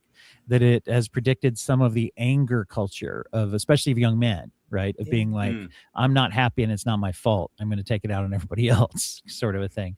And so I think that there's a lot of times where, when we're getting into that, there's a lot of voices out there for health and wellness, and self-esteem and those kinds of things that are not your friend. They're not. There are a lot of voices out there that are not trying to help you. They're trying to sell either a philosophy or often products. Because you'll hear something, something that sounds, if something sounds kind of wacky and new and no one else is talking about it, and it ends with a purchase code, that's a time that you want to be a little careful. No, you're absolutely right, because it is such an easy thing to tap into, because so many of these young people are just in front of their screens, and you can just bombard them with it. And if you're getting sick and tired of it, I sell a course through the group that you can sign up for right now. So just code DJSROJ, and you'll get 15% off. And you or follow Digisword.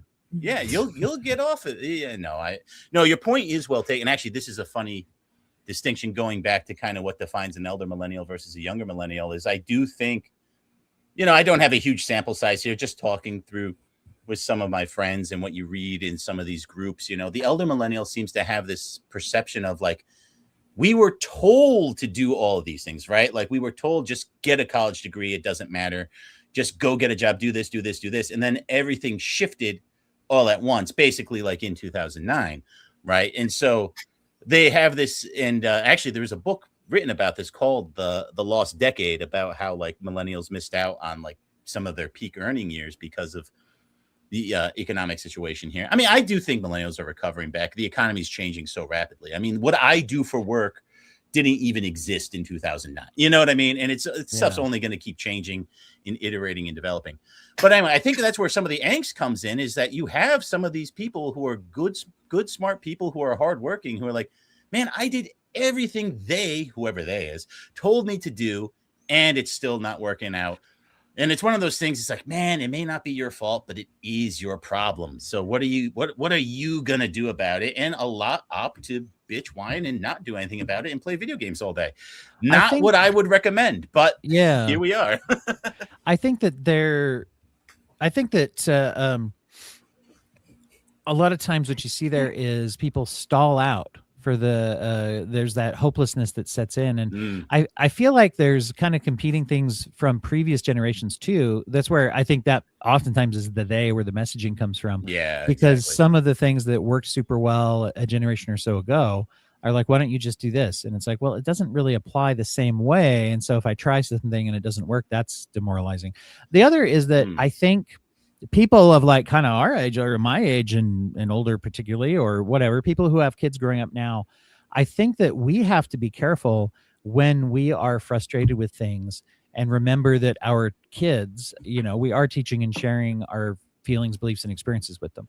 And we have to be careful, because if we talk too openly about something, we're coming at our own down, pessimistic, whatever we have. We're kind of coming that with some kind of foundation of development hope many times, and we might forget that we're talking to children or young adults. And they're hearing this and saying, yeah, you're right, we're fucked, and it's like, well, no, hold on. And then we try to deprogram that and say, well, no, we're not. I mean, there's still hope, and there's things they're like, really? Because all I hear you talk about. So I think we have to be careful what we talk about especially around young people. Well, it's what the old cliche, more is caught than taught, and if you gotta have a certain amount of optimism around the kids, because they don't, first of all, time's moving faster for you than it is for them, which is, I'm really beginning to appreciate now that my daughter is 13 years old, and it's just like, holy crap, you know what I mean? So 13. Yes, I know. Not even like technically a teen now. Can you imagine? It's insane. I remember when she was a teeny little baby. I know it's weird. But it's also, I guess, because I've listened to the episodes, and like in my brain, she's still like under 10 in my head. No, I know. I haven't thought about it, but yeah, no, she. Because when we started the show, she would have been like 7 or something. Yeah, I guess in my brain, that's just how and I know, and like it just kind of crystallizes like that, and it is funny too. Like when I do hear my kids like mention some like some stuff or like about current events or something, and I'm like, guys, you don't got to worry about this. You're children, you know what I mean? And like it's tough when you get bombarded with it, but like on the flip side, one of the nice things about it is my son is a very prodigious saver of his money. Like he understands, you know what I mean? Like he kind of has that sense of like, oh, this is a good thing to like save the birthday money and stuff like that. And he always has a running tally, so he'll tell me like, Dad, I've got X amount now. And I'm like, hey, good for you, son. So like there could be some good to it. There could be some bad to it, but yeah, man, it's tough sometimes. Like the filters don't always work, and like sometimes the bad stuff gets through, that's, but I guess that's life. It probably got through to us too, Oh, sure. Once again, like the Gen X thing was all, we had a lot of value in just not giving a shit about things too much and expecting to get screwed, but also being okay with it. One of the things I do see young people, they tend to think like they do know that they have rights and things like that, and they have to struggle with the balance of not having them met and then trying to do something about it, which I got to say there's some pros to that as well. I think that it's an interesting thing when you get into talking about when people are struggling with addiction, and especially with overdose. When we talk about that, there is a lot of learning and practicing to care and have concern over what I ingest, what I put into my body, right? And I think it's the same thing with what do we think about what am I putting into like my brain? What kind of media am I consuming? What kind of people am I spending time with? What am I hearing, listening to, watching? And are there balances there as well? Because I find that even just the questioning process, because once again, I work with a lot of people who have different definitions of sobriety and different goals. And one of the most important things is, how do they arrive at that conclusion? Are they arriving at the conclusion through a thought process? Are they being purposeful? Well, I'm going to try this. Well, I've been clean for a long time. Can I have a beer? Can I not? Let me think about it long and hard before I do it. And let me do it in a, safe way or whatever. That's just an example. But trying to do the same thing with the way we participate in the world, right? What am I taking into my life? There we go. That's a good point. And to bring it back to the addiction and sobriety, like, because obviously this is overdose awareness, it seems like I guess it does. It could seem like a slippery slope, right? Like if you start off with like absorbing negative content, how long before you're physically injecting negative stuff into you? I don't know. I'm not a doctor. I'm certainly not an expert. I don't know why you would invite me on here. I'm just going to start making up statistics at this point. But no, I feel it's same. fair, It's like I social media. Yeah, I think it goes back to like what you're saying. It's just kind of like that why bother attitude, like I tried A, I tried B, I tried C, and none of them worked, and they have this illusion in their minds like, well, it should have worked. And it's like, yeah, but maybe you gotta do like 15 different things, like they say, like the average like small business owner like tries like 5 businesses before they get the one that quote unquote works, and it's like, yeah, that's a lot. Could you, failing 4 times, that sucks, I could see why drugs would be appealing if you think you're always failing, it's like, let's just get high instead. You're like, why bother putting in the effort if it never works, and Well, I do find I mean, one thing I will say is in my defense of inviting people. No, but you guys are definitely are experts when it comes to culture and media consumption, right? That's a big Wow. thing. Well, yeah, absolutely. And commentary. You can't see it. I'm pulling my collar. Such. Yeah. Well, I just love arguing with people about anything, and so when we came up with the idea to have a podcast to argue about movies, I jumped right on it. Of course. But it's like it's also whenever I mention your guys' podcast, I do also lean into one of the things I really like about it, as I do think it's one of the social goods that you guys do is it's an example in today's world. It's easy to find arguing, but not so easy to find people who are good-naturedly structuring fun arguments with each other, where the expectation is we come out the other side respecting each other. And that is something that in a very fun way you guys showcase. You guys aren't interested in someone just coming in and saying like, you're a fucking idiot, or whatever. Which I mean, we say that offline all the time, but don't give away the secret sauce here, Dwight. No, that's a good point, because well, I said you don't. You're the one. Well, okay. Well, that's true. So, I mean, I suppose it does have a bit of that like debate society quality to it, and I guess that's just kind of a nice byproduct of what we're doing. I mean, I can't sit here and say that was the goal when Maynard visualized the show, but I do agree. It is a nice part of it is that you can kind of like, is when we tell the guests before we start, it's like, hey, we kind of go big, we go over the top. So don't be afraid to like be a little insulting or to interrupt and things like that. Because then what we tell them is at the end, we drop all that and we just slide right back into a civil conversation. And I would say like 99% of our guests, they get that vibe. They get it. Yeah. I think they welcome it. Yeah, exactly. And it is kind of fun. And especially when you got guys like Maynard and I, who we got like really thick skin. So it's like, you could be as mean to us as you want and we'll take it. Don't worry. And then Ben has no choice because Maynard and I are very mean to Ben, so we make up for that.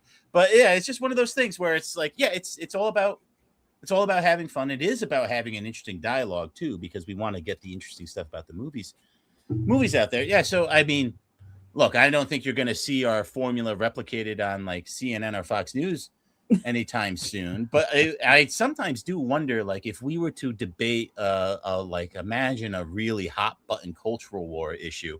And that's the thing. You say hot button cultural war issue, everyone's going to plug in their own. So no need for an example here, because then we'll alienate half the audience because, well, it's a hot button cultural issue. Like, if that was done in a real style format where it was kind of like a debate back and forth where we're trying to present the best arguments. Actually, a pundit I really like, Ramesh Panuru, he always says, I don't want to argue. He's like, I don't want to beat my opponents at their worst arguments. I want to beat their best arguments. Mm-hmm. Right. And I think that's something we try to do on Reels. So that would be interesting. Like if like the show, if there was more of a culturally specific show or politically specific show where it is like, you need to present the best arguments for your side. You need to be ready to counter the best arguments against the other side. And then we're going to have people vote on them. And naturally, the people voting are still going to have their own biases and stuff like that.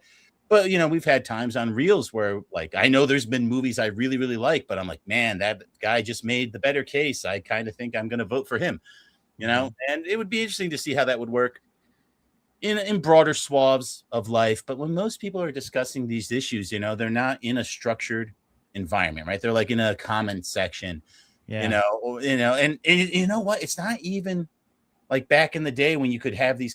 The only place you can have these conversations in real life, and this is true, and I know we're talking about drugs, but it's going to be the cigar bar.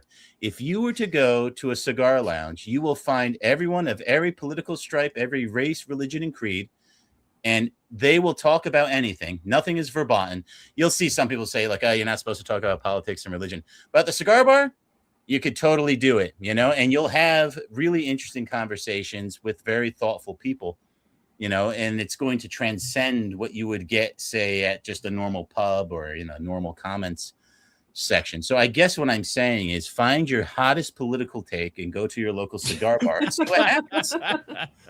This might as well be an AA meeting. We're so pro tobacco. Sorry, don't come at me, people, the AA people. That was just a joke. But no, it's interesting to finding a space for that. What's that? Is You know, I think I that's talked what it over is. you. It's like you need the right area where everyone goes in and they all have at least a Yeah. vague understanding of the rules, right? Comment sections, there's no rules. You know, I've been on political websites where you have to pay to be a subscriber, where you have to pay to comment. These people are paying to be there, and it's still the most mind-numbingly stupid and petty comments where it's like they haven't even read the piece. It's like you literally have to subscribe to this online magazine to post here, and you're not even reading stuff. You're just bombing the comments section with crap. It drives me nuts, man. You know, it's very hard. It's very hard to find these spaces online. They do exist, though. I think the biggest thing, if you want to find a good place, is Go to a place. cigar bar. Well, no, I mean online. That is to say, Okay. you need a place that doesn't Cigarbar.com. that it doesn't necessarily discourage anonymity. Like every once in a while, we'll get an anonymous post on like the Men in Unity group because it's a particularly sensitive subject and everything. But if you have to kind of more be your real self, you know, like everything I post on Facebook is as Dylan J. Schlender. Everything I'm saying here, I'm saying is Dylan J. Schlender. You know what I mean?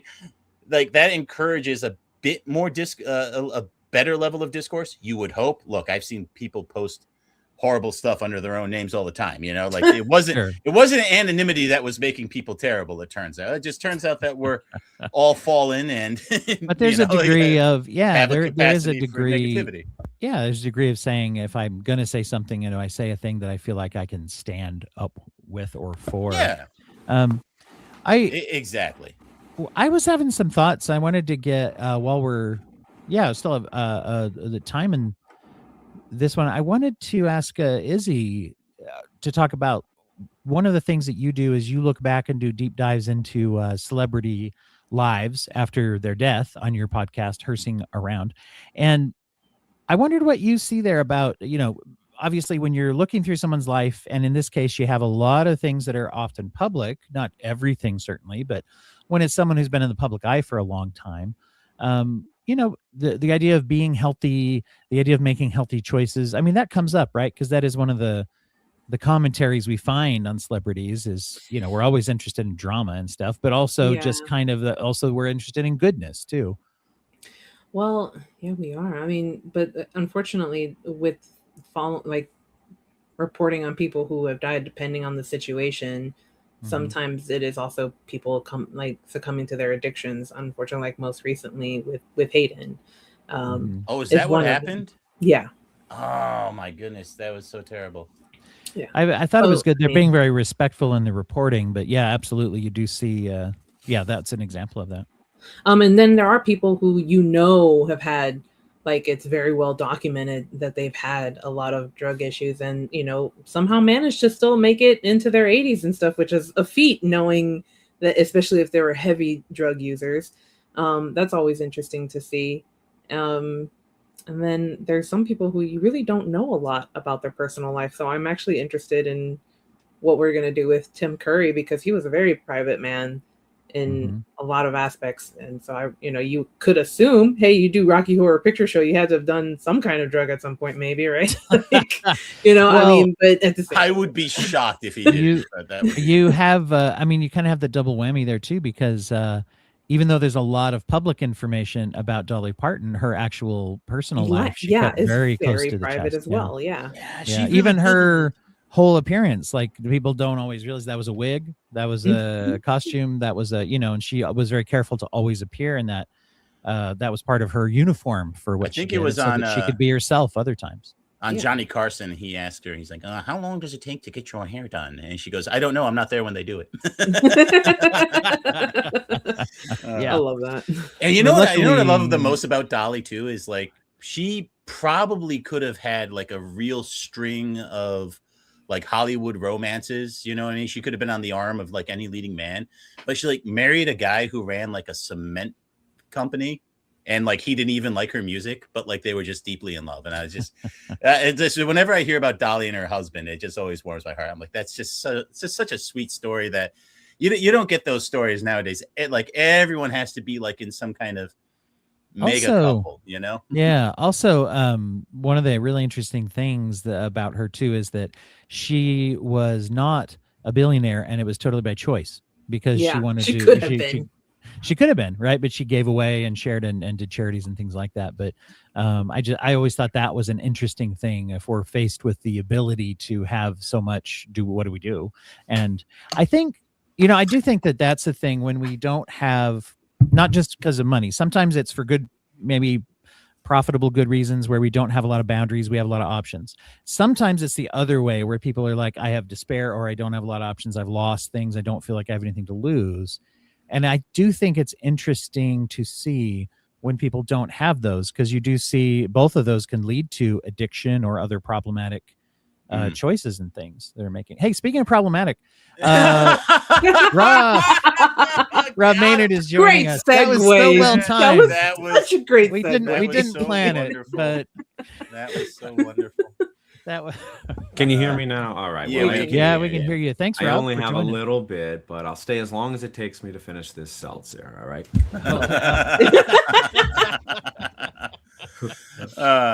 Classic Maynard. Thank you. Maynard classic, if you will. Yeah, Was that's the that name a of your zine. Talking Reels logo. Wow. Well, I don't have a camera on this. Probably very ashamed of his tiny shoulders. That's not the kind of supportive thing we should be saying on this show, though. Actually, this is hilarious.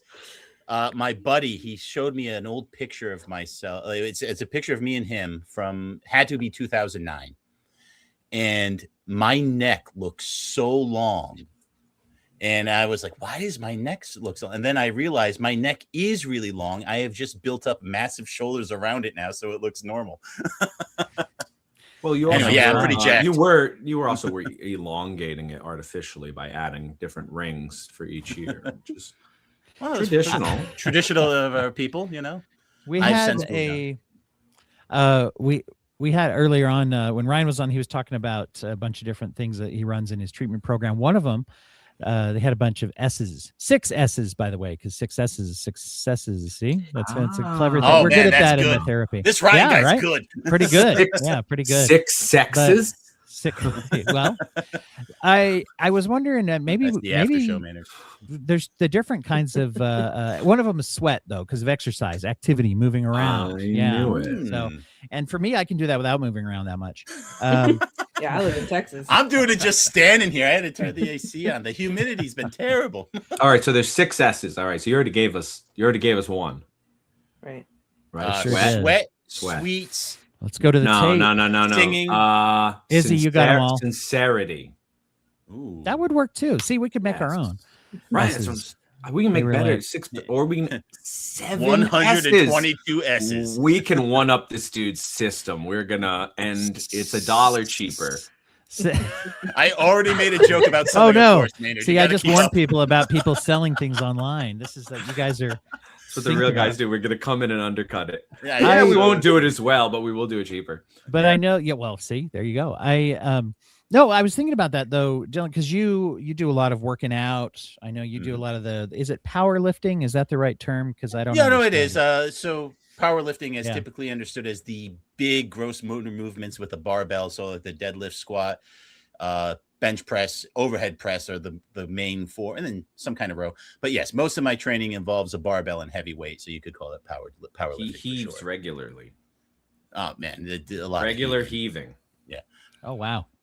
Lot of carrying stuff too. Mm-hmm. Used to not the show. Yeah. No. Oh.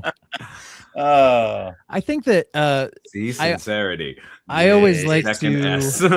when it comes to when it comes to health, and especially when it comes to breaking out of addiction, I always like to point out, and this works for other things, depression, anxiety, whatever. Exercise is helpful, but I always like to point out with people, you've got kind of 2 separate types of benefits. You've got the gains, if we want to call them that, which is the practical movement of, are you building muscle? Are you getting faster? Are you getting whatever? Then you've got the psychological benefit though. And I think this is a barrier when people don't understand this.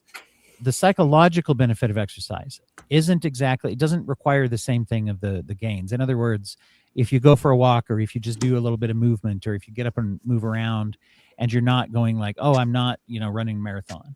Okay. If I want to run a marathon, that's great.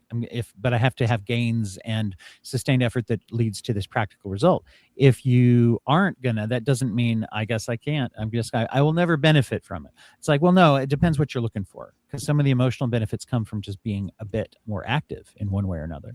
I think it could be a huge psychological benefit too, because recently I've seen, one of those fitness influencers talk about one of the ways to build self-esteem and self-confidence is to set goals and then accomplish them.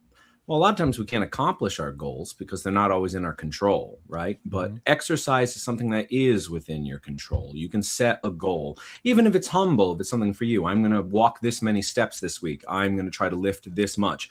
You can set an attainable goal, and then when you reach it, you'll get just a little boost of self-esteem right from that. And over time, as you continue to always reach your goals, that's how you build confidence. And you know what? Actually, Dwight, this dovetails nicely into what we were talking about, like content people are consuming, right? So if someone is out there and they're interested in saying to start lift weights, if you start Googling it, you're going to be bombarded with like the top 0.01% of like physique people that are going to look. You got to use DuckDuckGo.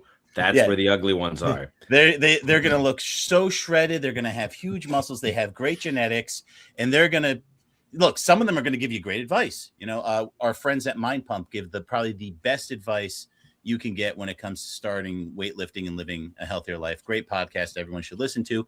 But you're going to run into a lot of like the reels that are going to go real fast with the amazing looking people, and you could get discouraged thinking like, well, I'm never going to look like that, and then you have the delusional people who say, well, I don't want to look like that. That's why I won't lift weights. Let me tell you something. You could lift weights for 100 years. You're never going to look like Arnold Schwarzenegger. The dude's, you know what I mean? Like he's one of one. But if you do like Maynard said, if you have reasonable goals, and it's like a game of golf, you're really only playing against yourself. You're just trying to do better than you did before. Or if you get trying to much like golf, you're just trying to get one less stroke. Exactly. You're just trying to do a little better incremental over time. And so in weightlifting, that's called progressive overload. And that can look like a lot of different things. It can look like more weight on the bar. That's what everyone goes to. It's like, well, if I deadlifted 300 and now I'm deadlifting 315, I'm stronger. And you are. But it could also be, well, if I'm deadlifting 225 for 10 reps, if I'm deadlifting it now for 12 reps, that's still progressive overload. Or if it's like, okay, I can't bench more than 135, but I can slow down the tempo. I can squeeze the muscle. I can make a better connection. Well, that's progressive overload too. So you can actually make a lot of progress in a lot of different ways. And it's not always what you see on the scale. It's not always how your body looks, because going back to, I think, the most important thing you said, the mental health benefits you get from being active, from pushing your body, from my favorite thing would obviously be lifting weights, but obviously people get this from running, Pilates. I mean, any type of physical activity will be better than no physical activity. Disc golf, yeah. Even just going for a walk. Yeah, there's also community there. Oh my goodness, you can get tons of. I mean, look, CrossFit as far as like exercise programming, kind of trash, but CrossFit as community building, tremendous, and that's why people stick with it. I mean, and that's the thing too. You don't want to get lost in the details. You say like you don't carry a bag of sand across your yard back and forth. Like, how is that much different than CrossFit? Like some flipping a tire. Let's look CrossFit at reminds because me I'm not dropping it and then like jumping over it and stuff. Like CrossFit does some weird stuff. It's just CrossFit always reminds me of the workout. Yeah, it always reminds me of the workout. And is it Rocky 3 where he goes out to the farm in the snow and pulls a sled? Gotta be and punches sides of beef Russia. or something. Yeah, that's 4. You're right. It's the one in Russia. Award-winning. Yeah, exactly. I see. And what award? There's a robot in I there. don't have time. We don't have time in the show to name all the awards. And I'll say this: here's a thought about goals at all, but particularly there are those goals as you put it, Maynard, that we don't control everything about. We don't control everything about anything, but we don't control everything even about fitness goals or whatever. I think, 1 second, I'm going to push back on that. If your goal is I am going to go to the gym today. This is where I'm going. So yeah, go ahead. Yeah. Well, I mean, I guess the gym could be closed or it could have burned down, I guess, but you could go to another gym. If you are really you have going to go to the control. gym today, exactly. I think it's the ability, because the ability to pivot when necessary. That's what gives us We don't control, like if I pull a muscle or if I have a degenerative health condition. However, do I pivot with that and say, well, what can I do? I can't run if I have, I've had some knee issues for a while. I used to run. I can't really do it currently, but I walk quite a bit because I've been able to sort of rehab my knee with that and some other things a little bit to where I can do that without causing injury or pain. And so being able to pivot when we need to for different things, that's what I'm talking about. That is an element of control when there are many things we can't control. Yeah, like the Prophet's REO Speedwagon said, you got to roll with the changes. I think kind of what Maynard's big point too, a good way to sum it up, and if I'm speaking out of turn, Maynard, he'll let me know. It's kind of like don't miss twice. Well, Like you're gonna have times where you just physically can't do something, like work's running long or something, like the kids are doing something, like you'll hear people say everyone's got the same 24 hours. It's like, not really, bro. But if you want to not miss twice, depending on what hemisphere you're in, I think it is slightly skewed. Yeah, and the thing is, minutes. A suboptimal routine that you'll actually do is better than any of the best, like scientifically proven. I swear by suboptimal routines. Yeah, well, I mean, you keep doing it. That's the thing. All my routines quite suboptimal, suboptimal in some cases. But that's all the four point, of us. though. It's still going to be better than doing nothing, because that's what Why people they need to call me understand. The Sub-Optimus alternative Prime. is doing nothing. You can't do nothing, people. You could do nothing. An amazing number of people do. They do. Sub-Optimus, I know. Actually, it's remarkably easy. And fun too. I think It's like also I'm always with, telling one of my other buddies, you gotta value your time. You know what I mean?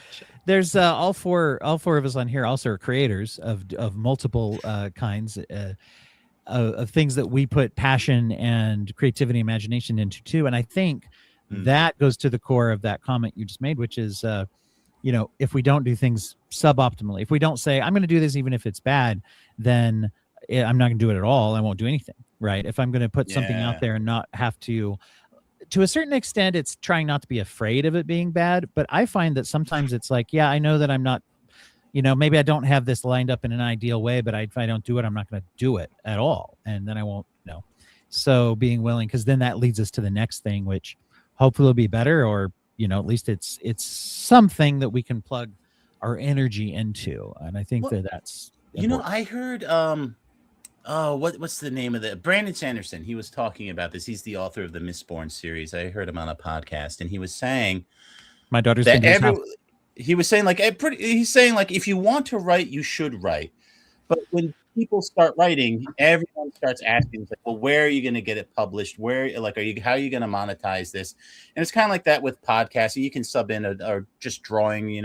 People are always interested, like, how are you going to do that next level thing with it? But we don't do that. Like if people are playing a pickup game of basketball in the park, right? You don't say, oh, Right. Hey, when are you going to try out for the NBA? So I feel some people don't want to be creators because they're like, well, I won't be able to make any money off it, or no one's going to see it or anything like that. And if you could get over that hurdle, it's like, hey, you're doing this for yourself. Like writing is just good for you. Like playing chess is good for you. Playing basketball is good for you. That doesn't mean you've got to go pro or anything, but like I would say 90% of the people out there have an interesting story in them that they could put pen to paper to. It's like, and just do it. And you're just doing it for yourself. It's like, I have one about coyotes, but hey, another day. That is for another day. And it kind of gets back to like the weightlifting. That's one of the biggest. That's a question I get asked quite a bit for people. It's like, are you ever going to compete? Are you ever going to do strongman or things? And I think about like, it might be fun to do a competition here or there. But then I just realized, like, I think if I had to work at it that hard, I think I would be very good at it. But then I don't know how much I'd enjoy it if I was doing it because I wanted it to provide something more than what I'm already getting from it, something different. You know what I mean? I'm just saying you're never going to be able to toss a caber recreationally. if you don't compete, That's like you won't be true. given one to do it with. Like that's why you compete, not to win, but because they're the only people that have cavers. All right, that you Maynard can is toss. right. We do have Highland Games near us And because we and live near a it's town called Scotland, and they do Highland Games. So okay, I'll sign up for the Highland Games to toss a caber. Maynard will be my Just to hype say man. you tossed the caber. I just wanted and an just excuse to wear a and it kilt. helps all of us because we can say we know a guy who tossed a caber, because that's Okay, about as fair close as enough. I'm going to come to it. And then I also, feel that. skip I the mean- kilt and go nude from the bottom. I can do that. When but, it comes to like party planning, I love party planning. I do it for my family the most. Obviously, I also will do it for work. I'm on our like morale committee. But people will see it, and I think I mentioned it earlier, and they're just like, "Oh, so you're gonna start, making a business of party planning?" And it's like, no, I like planning parties for me, not for you. Yeah. You know? We're in Oh, such man. a Izzy, time that's where exactly A what I was party found out pooper this sells itself. people, it's going back to the nothing. It's no, we live in a time where there's a pressure to monetize or maximize Yeah, and I'm or like, I don't perfect wanna make money everything. doing that. Yeah. Well, and that actually, is- but but that's real because quick, people are broke, and it is Exactly. difficult That's true, to invest time that doesn't end up being productive at all. Yeah. well, Yeah. it's not that it doesn't be productive, but it doesn't create monetary value. revenue productivity. But and, No, and you know what, exactly. though, the flip There's a side to that, position it's a privilege to be in a place where I can say I can choose whether or not to include that hobby versus like I don't have time to do it unless it pays. Rich right? people used to fund artists exclusively, and we got the Renaissance out of it. So no, and I think actually, so in defense of people who say, when are you going to monetize it? The flip side is we live in the easiest time in human history to start a profitable business. Like, so if Izzy did want to be a party planner, she could get a party planning website up in like a minute. You know what I mean? Like you could have an app that probably gets you plugged in. Like if you wanted to try getting your short stories submitted for publication, there's thousands of magazines looking for, so that is the flip side. It's like, it's actually never been easier to try to monetize, to try to make a go of it. It doesn't mean you're going to be successful. So I guess that would be my little bit of pushback, even though it was my original point anyway. I'm debating myself. You're debating yourself. At the same time, it's so saturated that it's difficult to always make a living do it. You may get your book published as a hobby, but you may not turn that into a full-time time. Like in which case you won't have even as much published time books to aren't write making as much money many as they books. used to. Mhm. Yeah. Exactly right. So I mean, we have it's people never who been publish easier to real publish, books but that it's do never our been- show, so they're not doing so hot. Never been easier to get published and get viewers. It's never been harder to make it a career. Yes, I think that's probably the takeaway from it. So I do believe when all people amateur ask, artists right now. yeah, I think so. I think people do ask, like, "Oh, Pretty when are much. you going to do a business? When are you going to compete?" I think it's coming from a good place, and Not mine. yeah, no, And when- Maynard is really I want to see you get passive- hit by a caber. Yeah, Maynard's just really passive aggressive when he asks me about It's my a trade. setup. Set up the whole time. Well, and I think when you're coming out of, like Ryan mentioned this earlier, and we talk a lot about on my show with addiction, when you're living in active addiction, you're living in fight or flight, freeze or fawn. Those are the other two. But mainly, you're living in a state of panic and crisis. Yeah, it's 4 Fs. But Wait, you're we living got in a state of 4 crisis Fs, all the 6 time. S's. Okay, I'm trying to keep this all trans. I know. Well, it's my industry, so I got it. Oh, fair enough. But, I mean, that's true. If you make cool acronyms or rhymes or things, you can charge more, just like you said. It's $1 more if you can come up with a thing. That adds up. But when you're coming out of that state of panic, it's also hard to accept that, number one, whatever I'm going to be doing isn't probably going to give the immediate dopamine hits and things. And it also is going to cause, there's a little bit of healthy stress when I adopt even a hobby or even, something that is healthy. There's obviously we have to go through, it takes getting up and doing it, whatever it is.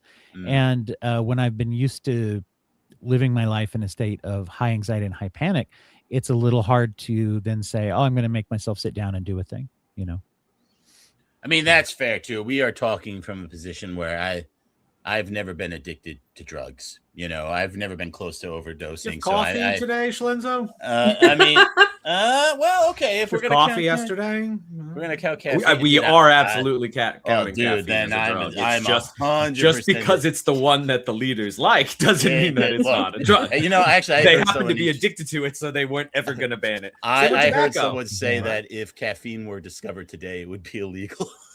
And how much tobacco too, Schlins? I mean, these are. You missed his pro tobacco stance before. You already missed the pro tobacco talk. I've already been over that. Right. Well, that Well, the doesn't make drug it in that I've case heard is- it, so I've heard that song. but So man, it's the all right. drug in that case is nicotine. It's not the tobacco It's- itself. Is not. That I Oh, agree boy. with. So, but Sounds like you guys the are going back semantics into a are thing. If you your nicotine-free tobacco, I have no problem with. So you enjoy your nicotine-free tobacco. I mean, Um, it's But the point is that sugar, is another. It's hard to find someone who's got nothing.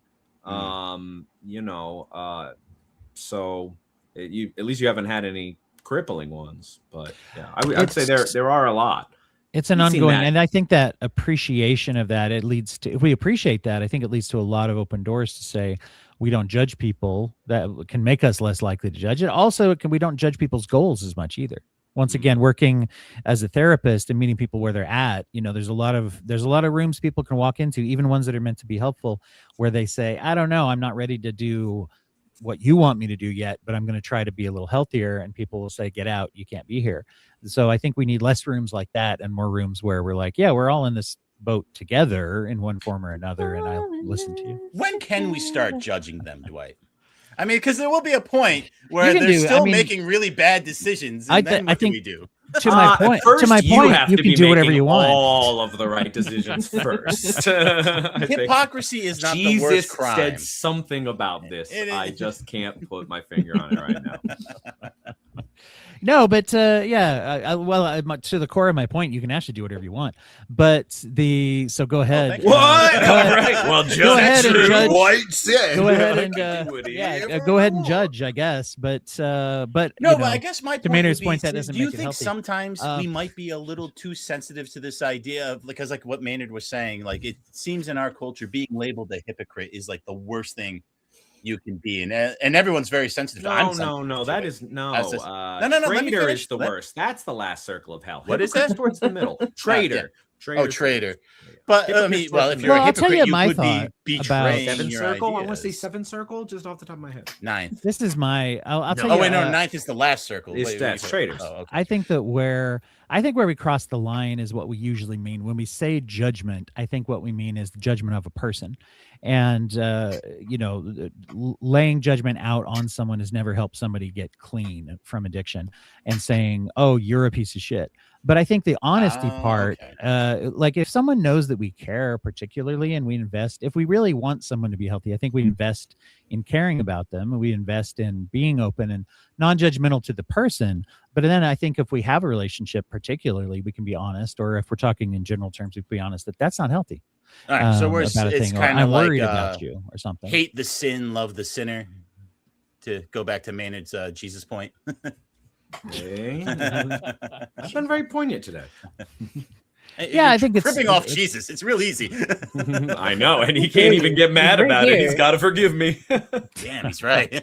Oh, It's a Izzy, you perfect brought system. Jesus to the table literally as well. You've Literally. got a figure Ah, for nice. it. Yes. Yeah.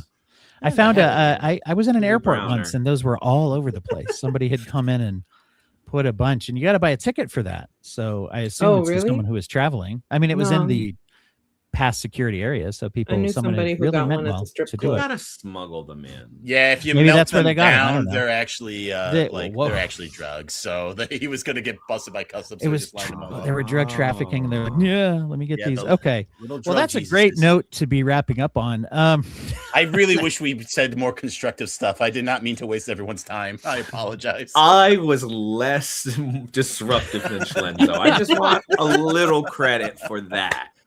So I do want to mention one thing, because like I said, we had to end a little shorter sooner today than we were gonna end. Marcia Holt was going to join, so I want to make sure to mention we're going to do a thing as I do every year with her. She is the founder and head honcho at the Because organization, which is an organization Big in Kahuna. there you go. Have you done that movie on your podcast? Big Kahuna? I haven't. No. Oh, Sorry, I didn't okay. want to disrupt you. Just Do your something real to- thing. Do your Yeah, something to think about. Like, give me a call when you're doing it. But I'll have to decide if I want to defend or prosecute it, though. But anyway, so going back to like Marcia's organization, the Because organization, they're headquartered in Philadelphia, but they do stuff online. So they have services all over. They are a human trafficking, combating the effects of human trafficking. And one of the things. Good. I was gonna say. Hold on a minute. They're a human trafficking enemy too, is what I had to restructure the sentence to make more drug sense. dealer. They're keeper against awayer. human trafficking. Just to be clear, And- everyone. Human trafficking keeper awayer. Exactly. One of the things that is actually really unique about their program is that they actually deal with survivors of human trafficking after they've exited. Most organizations that are out there combating human trafficking either effectively or not. There's even a lot of room for corruption in that industry, and there's a lot of organizations also that are doing good and helping people get out of it, but there are not many that help people once they get out of it. And so everybody should check out becauseorganization.org is a location. Let me double check that I'm getting the right thing here. So I think that corrupt people in the anti-sex trafficking industry may not actually be in the anti-sex trafficking industry. It may be a guise. Yes, they may be in the sex trafficking industry, is what you're saying. The ones that are, the fake organizations. We've certainly had a lot of that. Let's get the one that like hires the mercenaries to like go in and like kill the human traffickers, like in the movies. There's got to be someone. Yeah, that it does turns that in out we real need to life. hire mercenaries to go take care of the people who that movie was about and made by. But anyway, no. So That's a anyway, story let for me another time. get this. Becauseorganization.org is where you go to find that. And also the reason I wanted to highlight it now, and she's going to come on and talk about this, is it's become a tradition for me. Every month we highlight a local charity, but in September and October, the Because organization is our highlight, because in October they actually have a fundraising walk or run event. You can do whatever distance you would like to do, and it is a virtual event, so anybody can do it from anywhere in the world. So you can sign up and say, I'm going to do this and I'm going to pledge this amount, kind of a thing. You go on their website, they have it signed up through one of the runner websites as well, that you can do if you do that type of thing. But it can be literally anything. It can be anywhere in the world. And so that is one of their big fundraisers for the year. They do that in October. So becauseorganization.org. And stay tuned for there'll be another podcast episode we do every year to talk about their work and what they're doing there. So I wanted to mention that because she can't join us today. So well, it sounds like she's doing good work, and I'm on their website. Good work. So it looks like nice. You can pledge that $300 that you already said You that were you'd gonna give. match. That I will match. Yes. Yeah, I'll let her know that you'll match every donor that they have on the website. up to. Oh, I forgot. Oh no, I forgot that part. I just messaged it. Oh well. So, and that's how I got broke. I want to thanks everybody for being here, Rob and Dylan for being a guest today, and Izzy for being my wonderful co-host once again on this event. And so, get healthy, be healthy, find different ways to be healthy. And I throw out one last thing, with healthiness as the goal to help with addiction. Even if you are not in the throes of addiction, even if you have not had your own experiences with heavy addictions or drugs or things like that, your own health, the more healthy you are, you're going to be available to help people in your life. And you do have people in your life who are being touched by the bad effects of addiction, as we usually characterize it. They're there even if you don't know they're there, or if you take a look, you probably you might know that they're there as well. So thanks everybody. Word. Thank you. Count it. Take a moment to thank Dwight for putting this on. Overdose. 5th year in a row, doing good work for all the people out there. So thank you, Dwight, for taking the time to put this together, and Izzy for co-hosting this year. Yes, but Thank you guys. You're doing the Lord's work. Yeah, mostly so he's not alone over here, but thankfully everybody was here to this year. It was Everybody's nice. here. You guys have been great supporters of this too. The last 2 years before this, I think I've never actually spent more than 30 seconds online alone, which Yeah. with people jumping on, and you guys have been a big part of that. So I appreciate that. Well, Thanks. I love filling dead air.